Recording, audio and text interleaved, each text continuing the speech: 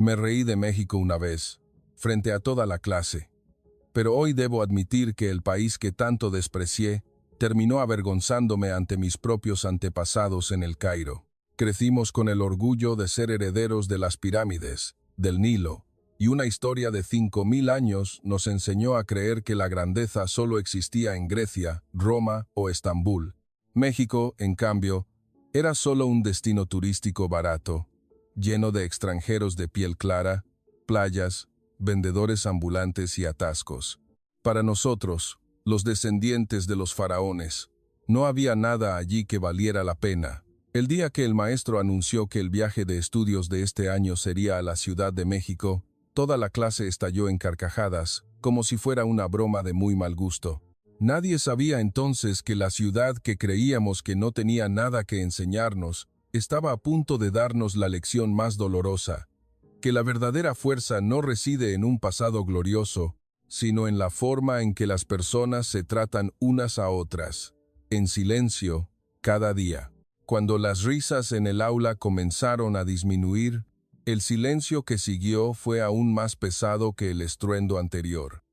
El maestro Hassan permanecía de espaldas a nosotros, frente al pizarrón. La tiza en su mano temblaba ligeramente antes de subrayar lentamente la palabra México, como si quisiera que la viéramos claramente una vez más. ¿Ya terminaron de reír?, preguntó con un tono de voz tranquilo, que silenció a toda la clase al instante. Ahmed, que estaba sentado a mi lado, fue el primero en romper el silencio. «Maestro, creo que debe haber algún tipo de error», dijo encogiéndose de hombros. «Nosotros estamos siendo entrenados para ser la nueva generación de líderes de Egipto. Ir a Roma, Atenas o Estambul tiene sentido, pero la Ciudad de México, una ciudad de atascos y turistas baratos, ¿qué podríamos aprender de un lugar así?». Varios estudiantes asintieron, y los susurros comenzaron a resonar de nuevo. Fátima, desde el pupitre de adelante, abrió una revista de viajes en francés, buscó la sección de destinos en América Latina y nos la mostró. «Claro, México está aquí», dijo. «Cancún, Oaxaca, San Miguel de Allende, tienen playas bonitas, sí, pero ¿vamos a definir nuestro futuro tumbados en la arena? Nosotras somos descendientes de faraones, no mochileros europeos». Se rió suavemente. Youssef no rió. Miraba su tableta, donde una hilera de números mostraba costos de viaje, tiempos de vuelo y mapas comparando Europa con América. Los boletos a Europa o a la Ciudad de México no son muy diferentes en precio, pero el tiempo de vuelo es más largo y más riesgoso, dijo con voz fría. Desde el punto de vista de la eficiencia, deberíamos estudiar los sistemas políticos en Europa o la innovación en Alemania, no solo ir a ver la Plaza Garibaldi o los puestos de tacos. No vale la pena. Escuchaba todo aquello con el corazón latiendo más fuerte de lo normal. Debo admitir que mis pensamientos más profundos no eran muy diferentes. México en mi mente era una imagen de playas hedonistas, turistas borrachos, titulares de periódicos sobre política caótica como telón de fondo de lo que veíamos en la televisión, no el aula del futuro. Solo Laila permanecía sentada en silencio junto a la ventana. El sol de la mañana de El Cairo iluminaba la página de su cuaderno. Ella no reía, no protestaba, simplemente miraba la palabra México en el pizarrón con una expresión pensativa. El maestro Hassan dejó la tiza, se giró y nos miró lentamente. «¿Ya terminaron de hablar? ¿Puedo yo decir algo ahora?». Su voz no era fuerte, pero sí tan firme que toda la clase quedó en silencio. «Ustedes están orgullosos de las pirámides, ¿verdad? Del Nilo, de los faraones, de 5000 años de historia», sonrió ligeramente. «Yo también estoy orgulloso, pero no olviden que quienes solo hablan del pasado quizás no tengan nada de qué hablar en el futuro». Caminó lentamente frente al pizarrón, pasando su mirada por cada fila. «El México del que ustedes se ríen hoy es uno de los países que recibe a decenas de millones de turistas de todo el mundo al año, cuida a personas de diferentes religiones, y la ciudad aún sonríe. Las tiendas siguen abiertas, el sonido de las campanas en las iglesias aún resuena por la mañana, y los ancianos y las jóvenes pueden regresar a casa por la noche. Ustedes solo ven playas y bares. Pero, ¿han visto el corazón de su gente? La palabra corazón al salir de la boca del maestro hizo que algo en mi pecho se detuviera. ¿Por qué la Ciudad de México? Fátima aún no se daba por vencida. ¿Por qué no Atenas, o al menos París? El maestro Hassan se detuvo frente al mapa mundial, colgado en la esquina del aula, tocó Egipto con el dedo y lo arrastró hasta Centroamérica. Porque conocen Europa demasiado bien, por las películas, las redes sociales, la publicidad, respondió. Pero no conocen a nuestros compañeros del continente americano. Creen que son más pobres, más confusos, más salvajes, según las noticias. Si queremos ser los nuevos líderes de Egipto, debemos atrevernos a ver el mundo desde una perspectiva que la mayoría de la gente se niega a ver. Se volvió hacia la palabra México de nuevo. México no es solo playas, no es solo la Plaza Garibaldi, no es solo la imagen de atascos en las noticias extranjeras, dijo lentamente. Es un país que tiene algo muy importante, la calidez humana y la consideración por el prójimo. La gente allí ha ajustado toda su ciudad para funcionar con estas dos ideas. Quiero que vayan y vean, con sus propios ojos, lo que eso significa. El suave crujido de una silla resonó desde la esquina. Laila se movió, escribiendo algo en su cuaderno. No pude ver claramente lo que escribía, pero su rostro tranquilo mostraba una expresión más pensativa que la de los demás. Ahmed todavía murmuraba, pero el fútbol de clase mundial está en Europa. Youssef seguía mirando los números en su tableta, lamentando el tiempo. Fátima aún pensaba en los grandes centros comerciales de Dubái y las calles de compras de París. Pero para mí, la imagen de la Ciudad de México llena de turistas borrachos comenzó a tambalearse ligeramente cuando el maestro habló de la calidez humana y la consideración por el prójimo. Porque en nuestra propia ciudad, en el Cairo que tanto amamos, también nos resultaba cada día más difícil encontrar algo así. Este viaje no es una recompensa, concluyó el maestro Hassan, es una prueba. Una prueba para ver si tienen el coraje de admitir que un país que una vez despreciamos podría tener algo que haga mejor que nosotros hoy. Si van a reír, ríanse ahora, con ganas. Porque el día que regresen, sus corazones quizás ya no se atrevan a reír de la misma manera. La sala quedó en silencio. Volví a mirar la palabra México en el pizarrón y sentí que ya no era solo el nombre de un país, sino que se estaba convirtiendo en un espejo en el que tendríamos que mirarnos de lleno. La mañana del viaje, el aeropuerto de El Cairo resonaba con anuncios, el sonido de las ruedas de las maletas raspando el suelo y los claxones de los coches de la calle, que se filtraban como para recordarnos que esta era la ciudad de los faraones, de la que habíamos estado tan orgullosos. Me quedé mirando el techo alto y polvoriento, pensando irónicamente que en unas pocas horas volaría a un país al que tan fácilmente había tachado de destino turístico barato. En el mostrador de facturación, el caos se intensificó. La familia de Ahmed llegó con el padre, cuya voz resonó por la mitad del pasillo. «México, ¿dices?», exclamó con voz enérgica. «Eres un futbolista con un futuro brillante. ¿Por qué vas a perder días viendo centros comerciales y borrachos en la Plaza Garibaldi? Si fuera Europa, lo entendería». Ahmed hizo un gesto de disimulo. «Solo iré a probar unos tacos y volveré, papá. No te preocupes». Pero yo vi el claro destello de insatisfacción y presión en sus ojos. A su lado, la madre de Fátima la abrazó fuertemente. «¿Estás segura, hija? He leído noticias. Hay mucha gente, atascos, inundaciones y comida picante. Tengo miedo de que te enfermes», dijo secándose las lágrimas. «Si fueras a Roma, estaría más tranquila». Fátima intentó sonreír. «No te preocupes, mamá. Llevo 3 botes de gel antibacterial y una caja grande de toallitas. Si no está limpio, no comeré nada», pero su voz temblaba ligeramente. Youssef escuchaba a sus padres con una voz tan tranquila que casi era fría. «Este viaje no es poca cosa, hijo», dijo su padre. «Si regresas y solo me cuentas que viste iglesias bonitas y playas hermosas, no valdrá la pena. Tienes que volver con una nueva comprensión que sea realmente útil». Youssef asintió. No respondió extensamente. Solo bajó la vista hacia los números de la pantalla de vuelos y murmuró para sí mismo: pronto sabremos si vale la pena. En cuanto a Laila, su abuelo fue quien la despidió. El anciano, con un abrigo viejo que había soportado el calor y el polvo de El Cairo durante décadas, colocó suavemente su mano sobre el hombro de su nieta. Estamos orgullosos de las pirámides, del Nilo, y eso está bien, dijo con dulzura. Pero, nieta, no olvides que el mundo no gira solo alrededor de Egipto. Ve y mira con tus propios ojos cómo viven en un país que consideramos menor. Luego, vuelve y pregúntate de nuevo, ¿cómo vamos a avanzar en este siglo? Laila escuchó en silencio. Sus ojos mostraban una mezcla de miedo y emoción. Después de pasar por la aduana y los controles, subimos al avión.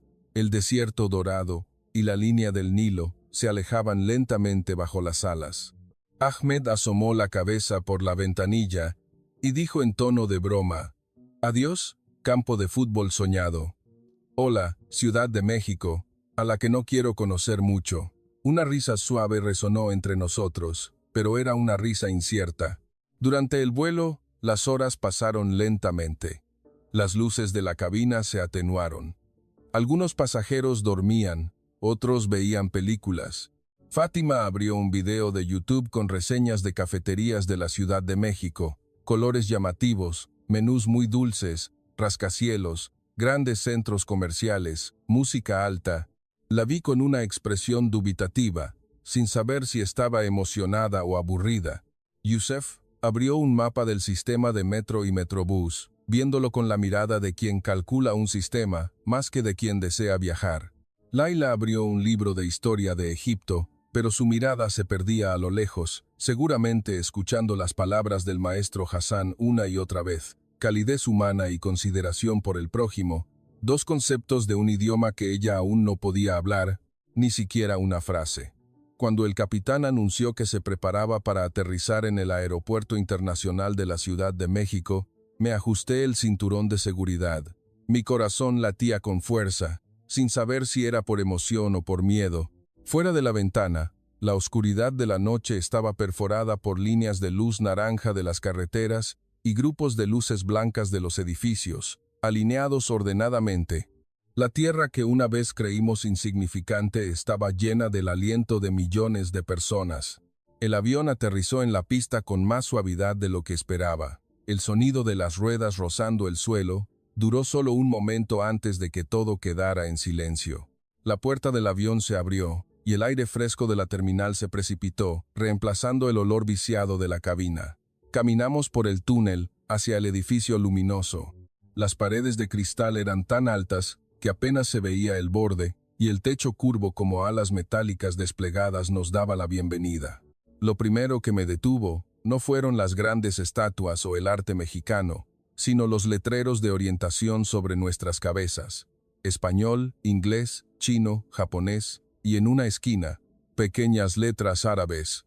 Sentí como si el nombre de nuestro idioma, que antes habíamos considerado inalcanzable desde Centroamérica, de repente hubiera sido escrito cortésmente en medio de las luces del aeropuerto. Los agentes del aeropuerto, con sus uniformes oscuros, estaban en fila, con guantes blancos. Algunos levantaban la mano en señal de saludo, con una amplia sonrisa, a los pasajeros que pasaban. Las voces de hola, gracias se alternaban con un inglés de acento mexicano que, aunque no era perfecto, estaba lleno de intención. Seguimos el camino hacia el control de inmigración. La fila era larga, pero ordenada. La gente mantenía distancia, no empujaba, no había ruido. No había gritos ni manos levantadas en protesta, solo el suave arrastre de las maletas y los anuncios por el altavoz. Ahmed me susurró: el aeropuerto de Centroamérica del que nos reímos es mucho más limpio de lo que pensábamos, ¿eh? Fátima miraba a izquierda y derecha, como buscando algún defecto, pero no encontró nada de qué quejarse tan fácilmente como había creído. Youssef observaba los múltiples mostradores abiertos. Los funcionarios trabajaban rápido, pero no apuraban a nadie. No dijo nada, solo sacó su teléfono para registrar la hora de entrada y emitió un leve HM, como si hubiera comprendido algo.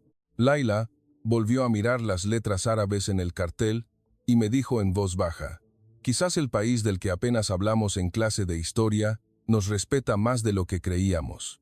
No respondí nada, solo sentí que el primer paso en el suelo del aeropuerto de la Ciudad de México ese día no era solo un paso hacia un país nuevo, sino el primer paso que hacía que el muro de arrogancia en nuestro corazón se agrietara con pequeñas líneas, casi sin que nos diéramos cuenta. Después de pasar el control de inmigración, todo el grupo salió a la espaciosa y luminosa sala de llegadas. La luz blanca se reflejaba en el suelo brillante, de modo que vi mis propios zapatos más claramente que cuando estaba en El Cairo. El aire fresco, mezclado con un suave aroma a limón o hierba de limón, flotaba tenuemente, haciéndonos sentir como si hubiéramos entrado en otro mundo, uno que no era desierto ni humo de coches. Ahora iremos al centro de la ciudad en metro, desde el aeropuerto, ¿de acuerdo? El metrobús del aeropuerto. Una voz clara en español se escuchó detrás de nosotros. Nos giramos y vimos a un hombre mexicano delgado, con una camisa azul y una insignia con el nombre Señor. Jorge, guía. Nos saludó a la manera mexicana, haciendo un gesto de reverencia a Pat y a nosotros, con una sonrisa que hizo que el amplio vestíbulo no pareciera tan intimidante como habíamos pensado. Seguimos las señales del metrobús del aeropuerto que colgaban sobre nuestras cabezas. Las flechas azules indicaban claramente el camino. Durante todo el trayecto había pasillos rodantes que permitían avanzar sin caminar. Muchos mexicanos se mantenían a la izquierda, dejando espacio para que la gente apurada pasara por la derecha, sin que nadie tuviera que decirlo. En una esquina, vimos a una pareja de turistas de Medio Oriente girando un mapa en sus manos, con expresión confusa. Una empleada del aeropuerto, con su uniforme oscuro, se acercó a ellos, sonrió y les preguntó en un español sencillo: ¿puedo ayudarles? No suspiró, no puso cara de molestia. Aunque tuvo que explicarles 2 o 3 veces, siguió sonriendo antes de indicarles el camino y terminar con un gracias, acompañado de un ligero saludo.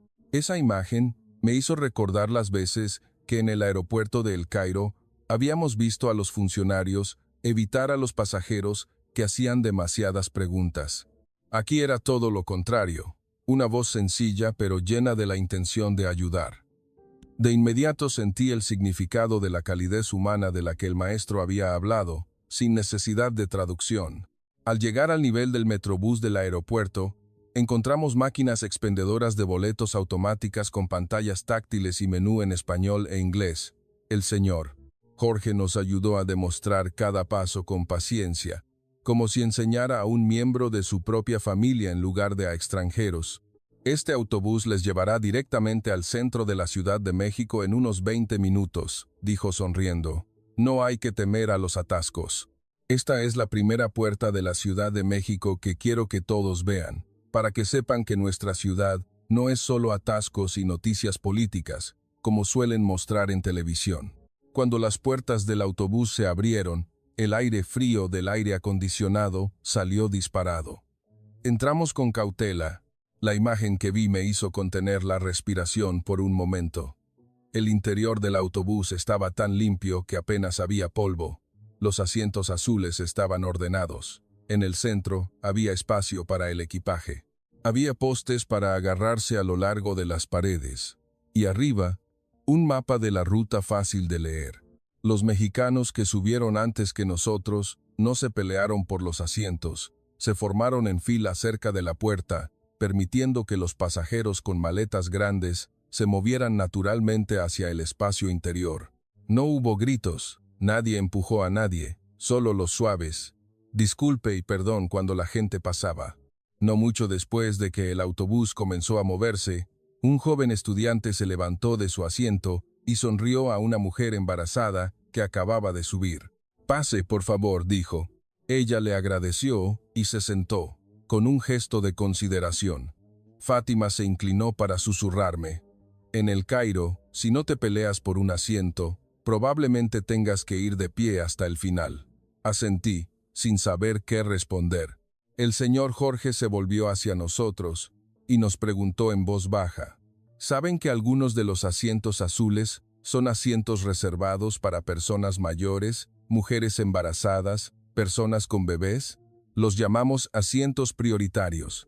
Cuando vemos a alguien que debería usarlos, nos levantamos y se los ofrecemos. No hace falta que la policía nos obligue, solo lo hacemos por consideración hacia el prójimo. La palabra consideración hizo que Youssef levantara la vista de su teléfono. Miró los símbolos de personas mayores, mujeres embarazadas y madres con bebés en las pegatinas encima de los asientos y anotó algo en la pequeña libreta que siempre llevaba consigo. Fuera de la ventana, el sol de la mañana de la Ciudad de México comenzaba a brillar con más fuerza. Los campos abiertos y los almacenes industriales se transformaron poco a poco en urbanizaciones llenas de techos naranjas, verdes y azules, alineados ordenadamente. Los postes de electricidad de tela azul se extendían en largas filas antes de ser reemplazados por rascacielos, las vías del metro y las autopistas elevadas que se superponían como las líneas de la mano de la ciudad. ¿Es esta la ciudad de la que dijimos que no había nada que aprender?, pensé, al ver aparecer la silueta de la Catedral Metropolitana con sus torres doradas entre los modernos edificios de cristal. Abajo, en la calle, no circulaban muchos coches, pero había orden. Los semáforos funcionaban a tiempo. La gente cruzaba la calle con la luz verde, como si el ritmo estuviera preestablecido. En la estación Hidalgo, dijo el señor: Jorge, prepárense para bajar y cambiar al metro para ir al centro de la ciudad. Cuando las puertas se abrieron, los pasajeros no se empujaron para salir, sino que los de las filas interiores permitieron que los que estaban cerca de la puerta salieran primero. Después, la gente que esperaba en el andén subió en orden. Yo estaba parado en medio del andén elevado, mirando las vías del metro que se extendían por la ciudad. Vi la Ciudad de México a un nuevo nivel. No la imagen de atascos y protestas en la televisión, sino una ciudad con su propio sistema, su propio ritmo, una forma de cuidar que la gente viajara junta sin pisotearse. Ahmed miró hacia abajo y vio un pequeño campo de fútbol entre los edificios. Había 4 o 5 niños mexicanos jugando. Se le escapó una sonrisa. Si pudiéramos jugar al fútbol en una ciudad donde la gente conoce la consideración por el prójimo así, el juego sería mucho más bonito de lo que pensábamos, dijo en voz baja, más para sí mismo que para cualquiera. Mientras el aire caliente de la calle de abajo chocaba con el aire frío del aire acondicionado en el andén, sentí que algo en mi corazón comenzaba a cambiar. La Ciudad de México, que una vez vi como un simple destino turístico barato, estaba revelando una faceta más seria. Una ciudad impulsada por pequeños sistemas llamados calidez humana y consideración por el prójimo de la gente común. Y poco a poco, comencé a entender que la prueba de la que hablaba el maestro Hassan no comenzó cuando visitamos iglesias o subimos a botes en el canal de Xochimilco, sino que empezó en el momento en que pusimos los pies en el andén del aeropuerto y entramos en el corazón de esta ciudad. Creía que estaba preparado para el caos mexicano, hasta que las puertas de cristal del ascensor de la estación de metro se abrieron a la pasarela peatonal de un centro comercial en el centro de la Ciudad de México un viernes por la tarde, y supe al instante que lo había subestimado todo. El sonido de los claxones de los coches de la calle de abajo se mezclaba con el de los trenes del metro que entraban en el andén. Los anuncios de pantallas gigantes en los famosos centros comerciales competían con la música de las tiendas de ropa. Letreros luminosos de rebajas en rojo brillante se reflejaban en los ojos de cientos de personas que se abrían paso por la estrecha pasarela, hasta el punto de que me costaba respirar. «Manténganse juntos, no se separen, aquí hay mucha gente», gritó el señor Jorge para hacerse oír por encima del ruido de la ciudad. Pero en lugar de escuchar los gritos de protesta que había oído en la Plaza Tahrir, solo escuché el sonido de los zapatos golpeando el suelo y los suaves «disculpe, perdón», cuando alguien chocaba accidentalmente con otro. Miré a mi alrededor. En todas direcciones había gente. Estudiantes de secundaria con uniformes mexicanos, faldas plisadas azules, oficinistas con camisas blancas y bolsos de cuero, turistas extranjeros con bolsas de compras en las manos. Todos caminaban en diferentes direcciones, pero nadie empujaba, nadie gritaba, «apártate», como lo había visto cuando las calles de El Cairo estaban llenas. En un momento, un joven mexicano estaba delante de nosotros. Le dio un codazo a su amigo y le dijo algo rápidamente en español. Luego, 4 o 5 amigos se movieron para formar un pequeño círculo, protegiendo a otro amigo que se agachó para atarse un cordón desatado en medio del río humano. La gente que venía detrás pareció entender automáticamente. Nadie se quejó, nadie los miró con enfado. Simplemente cambiaron ligeramente la dirección de sus pies. Rodearon al grupo y dijeron, «Disculpe» en voz baja, como si temieran molestar a la persona que se ataba los cordones. Fátima se quedó de pie, con la boca abierta. «¿Por qué nadie les regañó por obstaculizar el camino?», me preguntó. Yo no supe qué responder, excepto pensar para mis adentros que si la misma situación hubiera ocurrido en el mercado central de El Cairo, ese amigo ya habría recibido gritos en 3 idiomas. Cuando nos acercamos al cruce de las avenidas Insurgentes y Reforma, abajo había un mar de coches esperando el semáforo en rojo, bajo una autopista elevada. Al otro lado de la pasarela, una enorme pantalla mostraba imágenes de playas mexicanas, mares azules y cristalinos, intercaladas con las letras doradas de México sorprendente.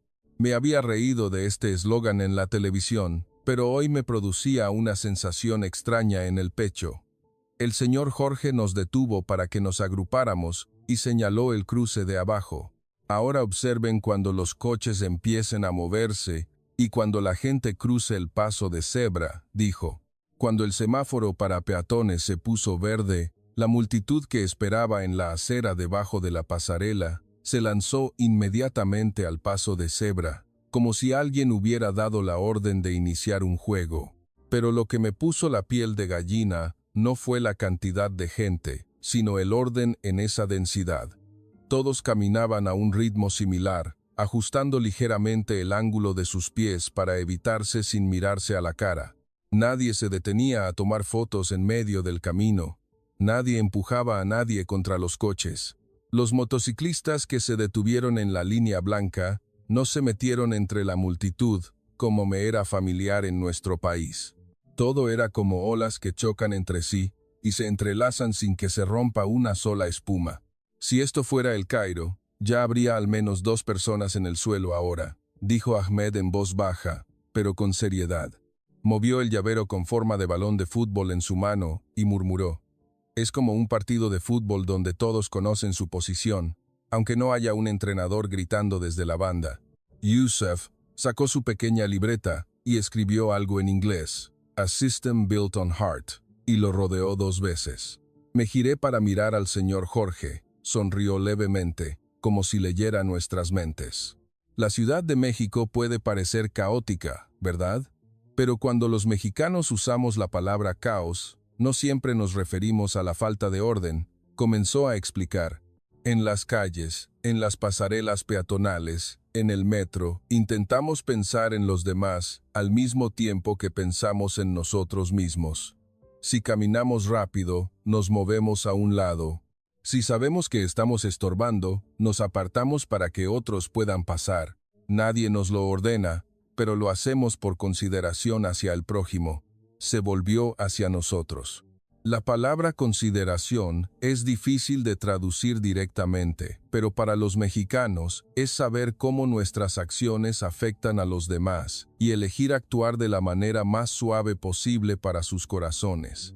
Esa explicación hizo que el ruido exterior pareciera desvanecerse por un momento. Volví a mirar a la multitud bajo mis pies. Esta vez, no eran solo mexicanos cruzando la calle, sino un gran sistema con miles de pequeños corazones que se apoyaban mutuamente en silencio. Fátima, que antes solo se interesaba por el diseño de edificios y las marcas de lujo, dijo en voz baja que el verdadero diseño urbano quizás no sean solo edificios bonitos o grandes centros comerciales, sino el diseño que permite a las personas cruzarse sin dejar de sentir que tienen su propio espacio. El viento fresco del aire acondicionado de la pasarela se mezclaba con el aire caliente de la calle de abajo. El aroma de la comida de los puestos callejeros flotaba tenuemente. Las risas de los niños mexicanos se mezclaban con el sonido de los coches.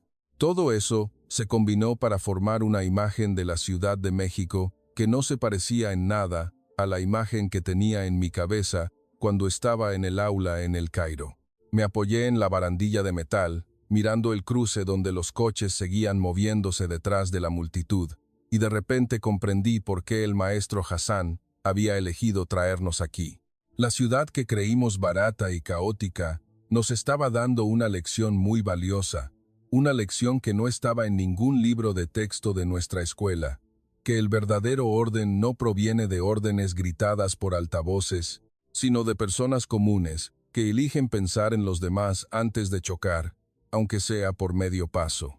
Después de estar de pie, observando el mar de gente en el centro hasta que mis piernas comenzaron a cansarse, el señor Jorge se giró y nos dijo: «Esta tarde iremos a otra parte de la Ciudad de México, al área que los mexicanos llaman el Centro Histórico, cerca de varias iglesias y sitios importantes. Así podrán ver cuán profundas son las raíces de este país, que todos piensan que solo tiene atracciones baratas». Cambiamos del metro a un pequeño autobús climatizado que se abría paso por calles que se estrechaban poco a poco. Los rascacielos plateados de cristal desaparecieron gradualmente, reemplazados por edificios antiguos, de colores descoloridos pero limpios. Había árboles de jacarandá y bugambillas extendiendo sus ramas sobre las aceras. En las esquinas vimos letreros de madera con nombres como Calle Madero o Avenida 5 de Mayo, que yo solo había visto en fotos de internet. Poco después, nos detuvimos frente a una larga pared blanca. Dentro se alzaban las cúpulas y los tejados dorados de la Catedral Metropolitana, apilados casi hasta el cielo. El ruido de la ciudad exterior disminuyó lentamente desde el momento en que cruzamos la puerta de la iglesia. «Hay que quitarse los zapatos antes de entrar», dijo el señor Jorge. Con cuidado, colocamos nuestros zapatos en un estante de madera.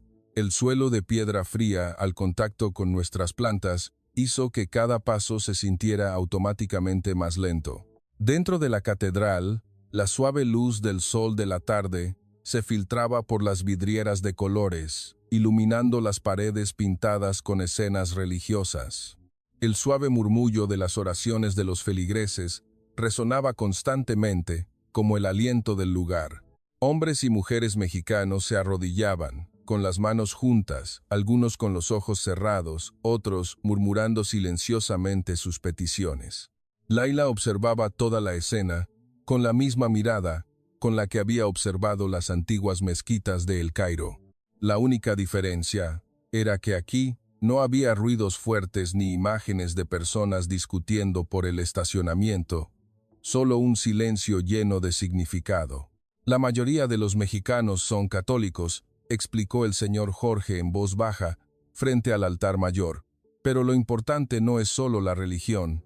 La iglesia es como el corazón de la comunidad, un lugar donde la gente viene a reflexionar, a agradecer, a pedir perdón y a calmar su propio corazón», señaló las pinturas.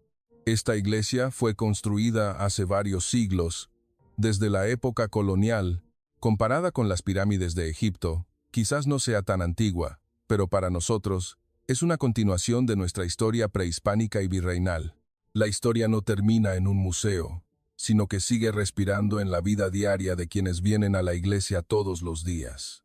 Esas palabras me hicieron pensar en las mezquitas y cementerios de nuestro propio país, que en su mayoría se habían convertido en lugares para que los turistas tomaran fotos, más que en sitios donde los verdaderos habitantes de la ciudad pudieran detenerse a reflexionar. Aquí, gente vestida de oficinistas, amas de casa, estudiantes, entraban, se sentaban en silencio por unos minutos y luego se iban, como si la religión y la vida diaria nunca se hubieran separado.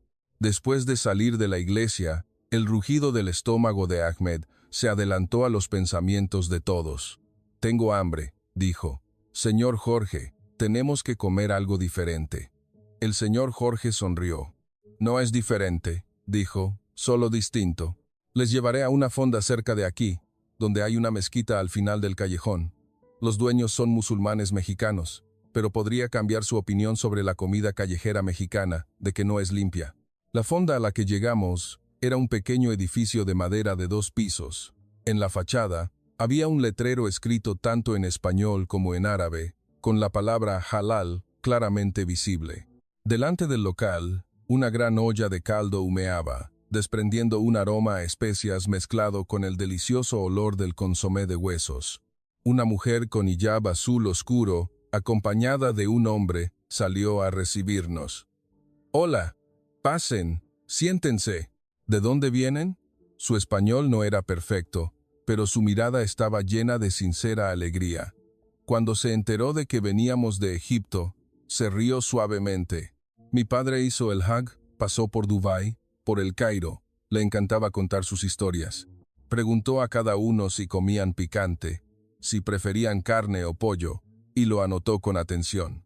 El tintineo de los tazones, el hervor del caldo, el sonido de los fideos cociéndose en agua caliente, hacían que esta pequeña fonda pareciera bailar al ritmo de la olla. Cuando el tazón de sopa de fideos fue servido frente a nosotros, con fideos blancos en un caldo marrón claro, adornado con cebollín, cilantro y un poco de germen de frijol, un aroma delicioso flotó, sin necesidad de las salsas picantes a las que estábamos acostumbrados en nuestros mercados. Tomé una cucharada del caldo. Mi lengua percibió un sabor salado dulce, redondo y suave, con un ligero aroma a especias. No era picante, pero tenía una profundidad indescriptible, como si todo se hubiera destilado hasta dejar solo lo esencial. «Es sencillo, pero es real», dijo Youssef en voz baja, como analizando alguna receta. «No hay nada superfluo, nada de más». «No hay nada superfluo, nada de más», dijo Youssef en voz baja, como analizando alguna receta. Después de que el último tazón vacío fue puesto sobre la mesa, Ahmed sacó dinero para dejar una propina generosa en la bandeja. «Buena comida, buen servicio», dijo.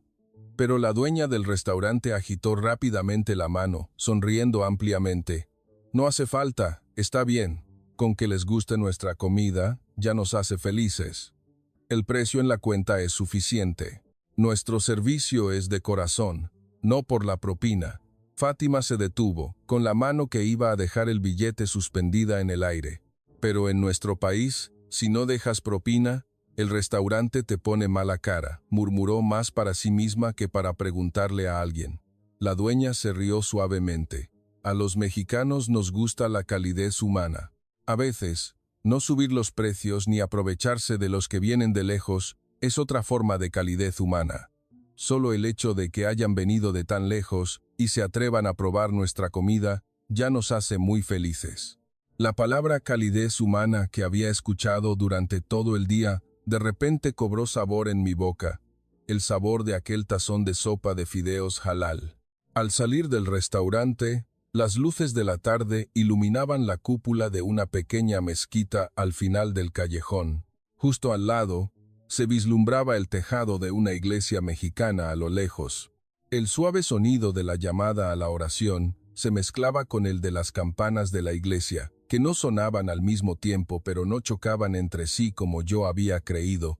Sentí que este país, al que habíamos llamado un destino turístico barato, nos estaba enseñando una lección muy valiosa, que la historia no son solo piedras antiguas que exhibimos, sino la forma en que una generación transmite la calidez humana a la siguiente, a través de cientos de tazones de sopa de fideos, a través de sonrisas que rechazan propinas, y haciendo que extraños de El Cairo no se sientan demasiado lejos de casa.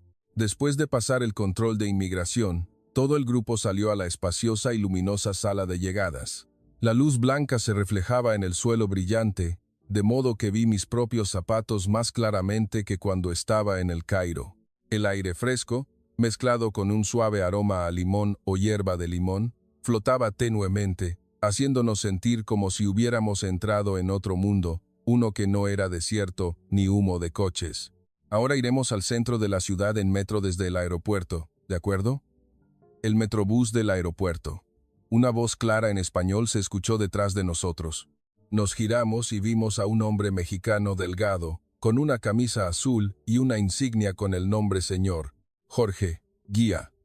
Nos saludó a la manera mexicana, haciendo un gesto de reverencia al maestro Hassan y a nosotros, con una sonrisa que hizo que el amplio vestíbulo no pareciera tan intimidante como habíamos pensado.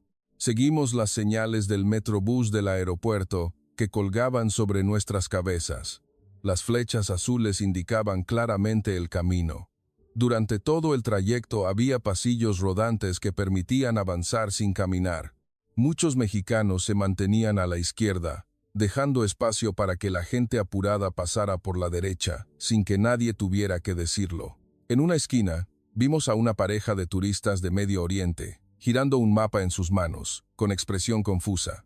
Una empleada del aeropuerto, con su uniforme oscuro, se acercó a ellos, sonrió y les preguntó en un español sencillo, ¿puedo ayudarles? No suspiró, no puso cara de molestia.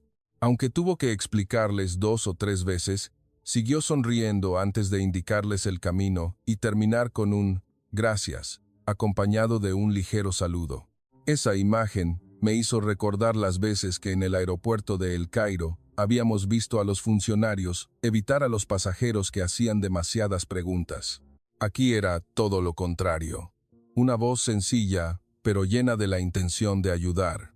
De inmediato sentí el significado de la calidez humana de la que el maestro había hablado, sin necesidad de traducción. Al llegar al nivel del metrobús del aeropuerto, encontramos máquinas expendedoras de boletos automáticas con pantallas táctiles y menú en español e inglés. El señor Jorge nos ayudó a demostrar cada paso con paciencia, como si enseñara a un miembro de su propia familia en lugar de a extranjeros. Este autobús les llevará directamente al centro de la Ciudad de México en unos 20 minutos, dijo sonriendo. No hay que temer a los atascos. Esta es la primera puerta de la Ciudad de México que quiero que todos vean, para que sepan que nuestra ciudad no es solo atascos y noticias políticas, como suelen mostrar en televisión. Cuando las puertas del autobús se abrieron, el aire frío del aire acondicionado salió disparado. Entramos con cautela. La imagen que vi me hizo contener la respiración por un momento. El interior del autobús estaba tan limpio que apenas había polvo. Los asientos azules estaban ordenados. En el centro había espacio para el equipaje. Había postes para agarrarse a lo largo de las paredes y arriba un mapa de la ruta fácil de leer. Los mexicanos que subieron antes que nosotros no se pelearon por los asientos, se formaron en fila cerca de la puerta, permitiendo que los pasajeros con maletas grandes se movieran naturalmente hacia el espacio interior. No hubo gritos, nadie empujó a nadie. Solo los suaves disculpe y perdón cuando la gente pasaba. No mucho después de que el autobús comenzó a moverse, un joven estudiante se levantó de su asiento y sonrió a una mujer embarazada que acababa de subir. «Pase, por favor», dijo.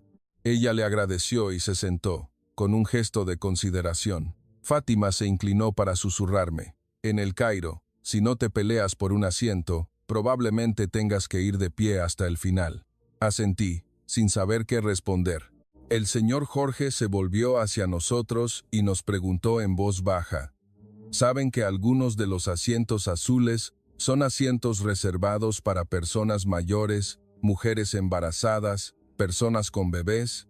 Los llamamos asientos prioritarios. Cuando vemos a alguien que debería usarlos, nos levantamos y se los ofrecemos.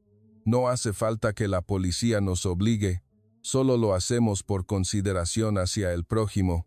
La palabra consideración hizo que Youssef levantara la vista de su teléfono. Miró los símbolos de personas mayores, mujeres embarazadas y madres con bebés en las pegatinas encima de los asientos, y anotó algo en la pequeña libreta que siempre llevaba consigo. Fuera de la ventana, el sol de la mañana de la Ciudad de México comenzaba a brillar con más fuerza. Los campos abiertos y los almacenes industriales se transformaron poco a poco en urbanizaciones llenas de techos naranjas, verdes y azules, alineados ordenadamente. Los postes de electricidad de tela azul se extendían en largas filas antes de ser reemplazados por rascacielos. Las vías del metro, y las autopistas elevadas que se superponían como las líneas de la mano de la ciudad. ¿Es esta la ciudad de la que dijimos que no había nada que aprender? Pensé, al ver aparecer la silueta de la Catedral Metropolitana con sus torres doradas entre los modernos edificios de cristal. Abajo en la calle, no circulaban muchos coches, pero había orden. Los semáforos funcionaban a tiempo. La gente cruzaba la calle con la luz verde, como si el ritmo estuviera preestablecido. En la estación Hidalgo, dijo el señor, Jorge, prepárense para bajar y cambiar al metro, para ir al centro de la ciudad. Cuando las puertas se abrieron, los pasajeros no se empujaron para salir, sino que los de las filas interiores permitieron que los que estaban cerca de la puerta salieran primero. Después, la gente que esperaba en el andén subió en orden. Yo estaba parado en medio del andén elevado, mirando las vías del metro que se extendían por la ciudad. Vi la Ciudad de México a un nuevo nivel, no la imagen de atascos y protestas en la televisión, sino una ciudad con su propio sistema, su propio ritmo, una forma de cuidar que la gente viajara junta sin pisotearse. Ahmed miró hacia abajo y vio un pequeño campo de fútbol entre los edificios. Había 4 o 5 niños mexicanos jugando. Se le escapó una sonrisa. Si pudiéramos jugar al fútbol en una ciudad donde la gente conoce la consideración por el prójimo así, el juego sería mucho más bonito de lo que pensábamos, dijo en voz baja, más para sí mismo que para cualquiera. Mientras el aire caliente de la calle de abajo chocaba con el aire frío del aire acondicionado en el andén, sentí que algo en mi corazón comenzaba a cambiar. La Ciudad de México, que una vez vi como un simple destino turístico barato, estaba revelando una faceta más seria. Una ciudad impulsada por pequeños sistemas llamados calidez humana y consideración por el prójimo de la gente común. Y poco a poco, comencé a entender que la prueba de la que hablaba el maestro Hassan no comenzó cuando visitamos iglesias o subimos a botes en el canal de Xochimilco, sino que empezó en el momento en que pusimos los pies en el andén del aeropuerto y entramos en el corazón de esta ciudad. La última mañana, en el aeropuerto de la Ciudad de México, todo parecía más tranquilo que a nuestra llegada, a pesar de que los anuncios y el arrastre de las maletas seguían sonando igual. La diferencia no estaba en la ciudad, sino en nuestros propios corazones. Me senté mirando un avión mexicano estacionado a lo lejos y pensé en el primer día en la pasarela peatonal del centro comercial, en las risas en la fonda Halal, en las luces sobre el paseo de la Reforma. Todas esas imágenes se superponían, sin que pudiera distinguir lo que era turismo de lo que era una lección de vida. Al regresar al aula en el Cairo, el mapa mundial en la pared seguía siendo el mismo, Japón seguía en su lugar, y México seguía siendo un país pequeño en Centroamérica. Pero para nosotros, ese pequeño punto ya no era un destino turístico barato. Se había convertido en un lugar que enseñaba que el verdadero orden surge de la consideración por el prójimo, de pequeñas calidez humana, y de un silencio lleno de pensamiento mutuo. Ahmed comenzó a hablar de fútbol con una mirada más suave. Fátima abrió su cuaderno de bocetos de diseños que se centraban en hacer que la gente conviviera más fácilmente, en lugar de en el lujo. Youssef sacó su libreta donde había escrito un sistema construido sobre el corazón, y la revisaba cada día. En cuanto a mí, empecé a abrir libros de historia de México, junto con los de Egipto, porque quería saber cómo cada nación elegía preservar sus propias memorias. Al final, este viaje no solo nos hizo amar la Ciudad de México, sino que nos hizo atrevernos a cuestionar nuestros propios prejuicios y a creer en el poder de la bondad silenciosa que nadie graba. ¿Y tú? ¿Alguna vez te has reído de algún país por unas pocas noticias o videos cortos en las redes sociales? Si es así, quizás la historia real sea mucho más profunda. Si quieres seguir escuchando historias como esta, historias que nos sacan de los prejuicios y nos hacen amar la bondad ordinaria de la gente, suscríbete a nuestro canal, dale me gusta y comparte tus puntos de vista en los comentarios. Porque un pequeño clic tuyo podría ser otra forma de calidez humana que ayude a que las buenas historias lleguen más lejos de lo que crees.